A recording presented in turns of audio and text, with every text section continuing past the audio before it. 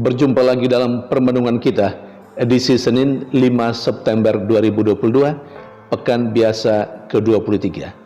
Bacaan-bacaan liturgi hari ini, bacaan yang pertama dari surat pertama Rasul Paulus kepada jemaat di Korintus, bab 5 ayat 1 sampai 8, dan bacaan Injil dari Injil Lukas bab 6 ayat 6 sampai 11. Rasul Paulus mengkritisi cara hidup jemaatnya di Korintus seperti yang diceritakan dalam bacaan pertama hari ini. Apa yang dikritisi oleh Rasul Paulus? Jemaat di Korintus, tentu tidak semua, tetapi ada sebagian orang yang telah melanggar kesusilaan. Ada sebagian orang yang mempraktikkan hidup asusila. Tegasnya, ada yang melakukan incest dalam kehidupan.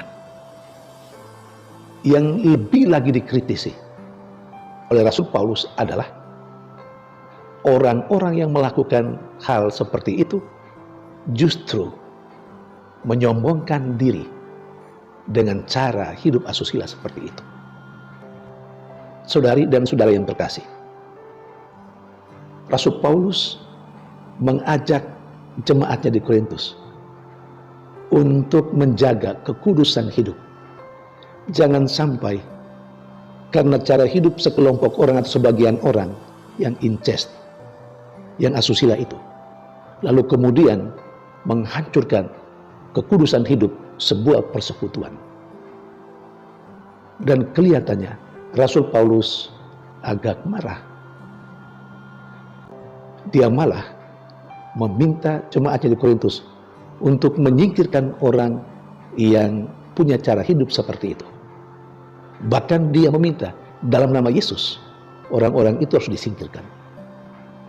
Kata Rasul Paulus, supaya secara badani orang itu hancur, tetapi orang itu mengalami hidup secara jiwani, secara rohani. Saudari dan saudara yang terkasih, seringkali dalam kehidupan bersama kita menjumpai tindakan-tindakan atau sikap asusila. Tetapi kita diingatkan oleh bacaan pertama hari ini untuk memperhatikan cara hidup kita supaya jangan sampai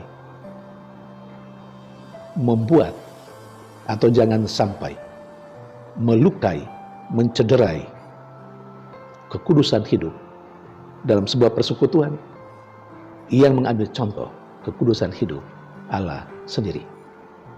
Saudari dan saudara terkasih, kita pertama-tama menjaga kehidupan kita, tetapi di sisi lain, bila ada yang seperti itu, kita punya tugas dan tanggung jawab untuk menegur, untuk memberitahu, tentu dengan cara yang manusiawi dan kristiani.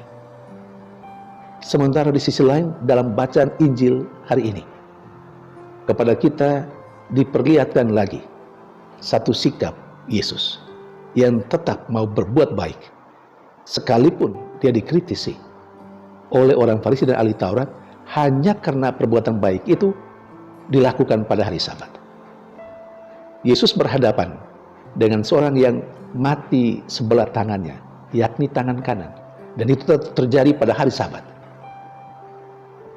Yesus sudah tahu apa yang dipikirkan oleh orang-orang Farisi dan ahli-ahli Taurat. Karena itu ia berkata kepada mereka, apa yang diperbolehkan pada hari Sabat? Berbuat baik atau berbuat jahat? Menyelamatkan nyawa orang atau membinasakannya?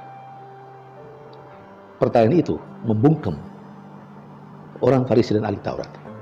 Dan Yesus akhirnya tetap berbuat baik. Dia menyembuhkan orang yang mati sebelah tangan, yang tangannya mati. Saudari dan saudara terkasih, perbuatan baik tidak terikat, tidak dibatasi oleh waktu, oleh ruang. Seharusnya perbuatan baik dilakukan setiap saat, entah pada hari Sabat ataupun tidak. Kalau pada hari Sabat orang-orang Farisi dan ahli Taurat beralaskan atau mengatakan, berargumentasi bahwa itu hari untuk Tuhan, hari di mana orang menyembah Allah. Jangan lupa, Allah yang disembah adalah Allah yang menyelamatkan. Maka Allah yang menyelamatkan harus dihadirkan setiap saat dalam kehidupan. Dan apa yang dilakukan oleh Yesus sudah persis sesuai dengan apa yang dilakukan oleh Allah, yang menjadi hakikat Allah sendiri, yakni menyelamatkan manusia. Saudari dan saudara terkasih, teruslah berbuat baik, melampaui batas-batas ruang dan waktu, melampaui batas-batas suku dan agama. Kita mengikuti contoh hidup Yesus sendiri yang terus melakukan perbuatan baik sekalipun begitu banyak dapat tantangan.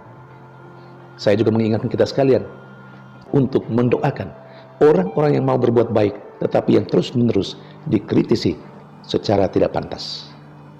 Kita berdoa supaya orang yang punya niat baik untuk selalu berbuat baik untuk kebanyakan orang, untuk kebaikan publik, supaya mereka tetap kokoh dan kuat, tegar, terus berbuat baik demi orang banyak.